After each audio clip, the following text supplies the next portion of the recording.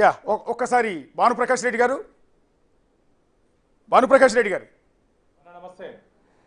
ఇప్పుడు మీరు శివస్వామి గారు చెప్పింది, శివకుమార్ గారు చెప్పింది మొత్తం విన్నారు. అసలు టీటీడీ బోర్డు మెంబర్గా మీరు కూడా గతంలో పనిచేశారు. మీరు పనిచేసిన సమయంలో లడ్డూ తయారీ విధానం ఎలా ఉండేది? అప్పుడు నెయ్యి ఎక్కడి నుంచి కొనుగోలు చేసేవాళ్ళు? అప్పుడు కూడా ఇలాంటి కల్తీ ఆరోపణలు ఏమైనా వచ్చాయా? మీకు ప్యానల్ నుండి పెద్దలందరికీ నమస్కారాలన్న. అఖిలాండ కోటి బ్రహ్మాండ నాయకుడు కలియుగ ప్రత్యక్ష దైవం వెంకటేశ్వర స్వామి దర్శనానికి వస్తున్నట్టు భక్తులు స్వామివారి దర్శనం కాకపోయినప్పటికీ అఖిలాండం దగ్గర దండం పెట్టుకొని ఆ పవిత్రమైన లడ్డుని తీసుకొని స్వామివారి ప్రతిమని దాంట్లో చూసుకుంటారు. అంటే లడ్డునే స్వామివారిగా చూసుకొని సేవించే సాంప్రదాయం. కానీ ఎంత దుర్మార్గం అంటే ఇలాంటి వ్యక్తులు ఈ సమాజంలో ఉన్నారంటే సిగ్గుపడుతున్నా నేను. ఒక అన్యమతస్థుడు ఆంధ్రప్రదేశ్ రాష్ట్రానికి ముఖ్యమంత్రి అయిన కారణంగానే ఆంధ్రప్రదేశ్ రాష్ట్రానికి దౌర్భాగ్యం పట్టిందని చెప్పి నేను భావిస్తున్నాను. ఏంది జగన్మోహన్ రెడ్డి గారు మీరు చేసినటువంటి పని? అంటే అక్కడ మీ ద్వారా నియమించబడినటువంటి ధర్మకర్తల మండలి అధ్యక్షులు కానీ, సభ్యులు కానీ, అక్కడ ఈవో కానీ ఏం చేస్తున్నారండి? ఇంత అన్యాయం జరుగుతా అంటే మీరు ల్యాబ్కి పంపించాల్సిన అవసరం లేదా? ఈరోజు నేషనల్ డైరీ డెవలప్మెంట్ బోర్డు ఇచ్చినట్టు రిపోర్టు ఆ రోజు మీరు కానీ పంపించుంటే వాస్తవాలు బయట వచ్చి ఉంటాయి కదా.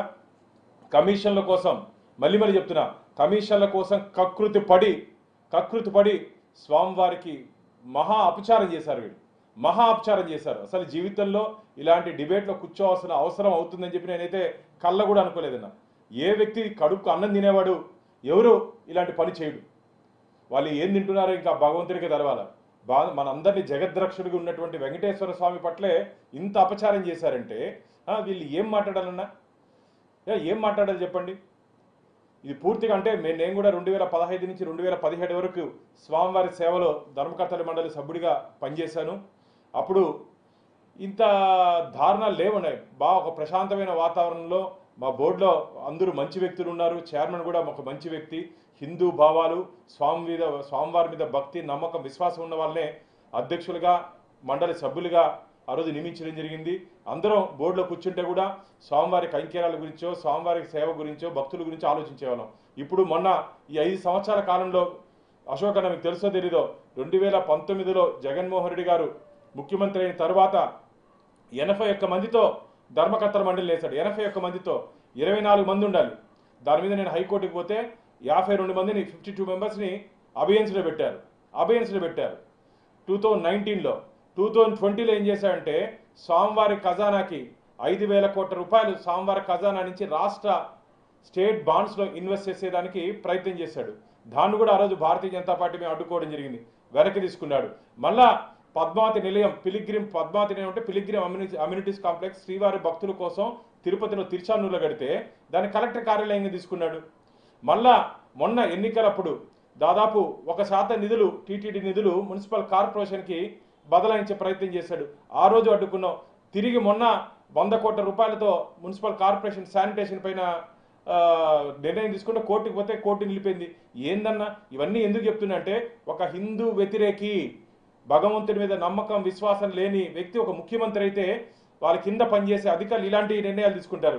జగన్మోహన్ రెడ్డికి ధైర్యము దమ్ముంటే వర్క్ బోర్డు ఆస్తుల నుంచి కానీ, క్రిస్టియన్ మిషన్ ఆస్తుల నుంచి కానీ ₹1 అయినా తీసుకొని వచ్చి ప్రభుత్వ కార్యక్రమాలు ఖర్చు పెట్టే ధైర్యం ఉందా జగన్మోహన్ రెడ్డి నీకు?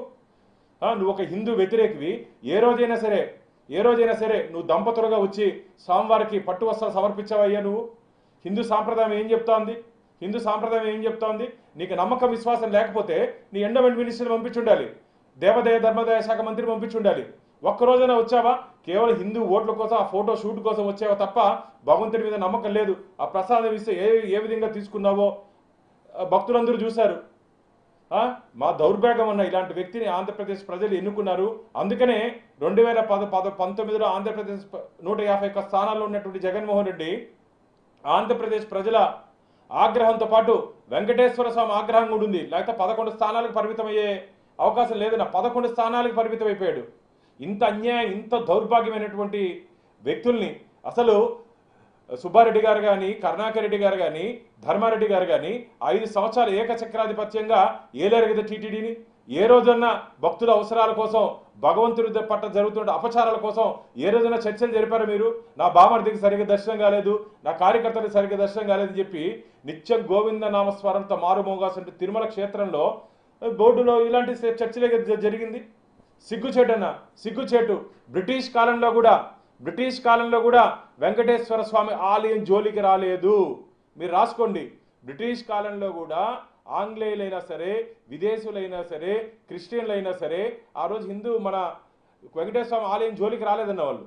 ఈరోజు దానికన్నా దారుణంగా, బ్రిటిష్ పాలకుల కన్నా దారుణంగా జగన్మోహన్ రెడ్డి పాలకులు, Jaganmohan Reddy nominee Dharma Reddy, Karunakar Reddy, YV Subba Reddy and company Venkateswara Swamy మొత్తం పవిత్రతని దెబ్బతీసే విధంగా వివరించారు. ఇది మంచిది కాదు.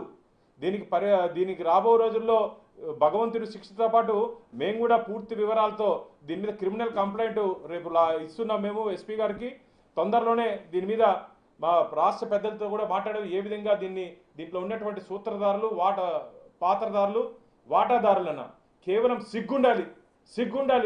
ల్యాండ్లో దోచుకున్నారు, లిక్కర్లో దోచుకున్నారు, శాండ్లో దోచుకున్నారు. వెంకటేశ్వరం డబ్బు కూడా కావాలయ్యా మీకు?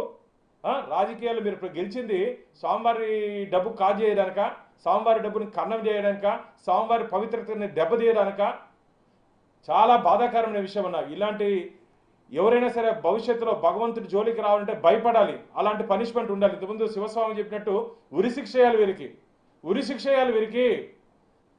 మామూలుగా ఎక్కడో సౌదీలోనే ఎక్కడో ఏదైనా తప్పు చేస్తే రోడ్లో కూర్చోబెట్టి రాళ్లతో కొట్టి చంపుతారంట. దీంట్లో ఎవరెవరు తప్పు చేశారో వాళ్ళని శ్రీవారి భక్తుల ముందు నిలబెట్టమని చెప్పండి. మొదటి రాయి నేనే వేస్తా. కేసులు పెట్టుకుంటారో ఏం చేసుకుంటారో చేసుకోండి. దీంట్లో ఎవరెవరు పాత్రదారులు ఉన్నారో రాబో రోజుల ఎంక్వైరీలో తెలుస్తుంది. వాళ్ళని శ్రీవారి భక్తుల ముందు నిలబెట్టండి. రాళ్లతో కొట్టి చంపేస్తారు మిమ్మల్ని, శ్రీవారి భక్తులు. ఇది ఒక వెంకటేశ్వర స్వామి భక్తుడిగా, గోవింద్ భక్తుడిగా ఆవేదనతో మాట్లాడుతున్నానన్న.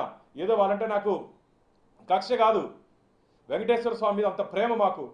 ఏందన్నా కొన్ని వేల సంవత్సరాల నుంచి వచ్చినటువంటి ఆ పవిత్రతని ఈ దరిద్రులు పాడు చేశారన్నా.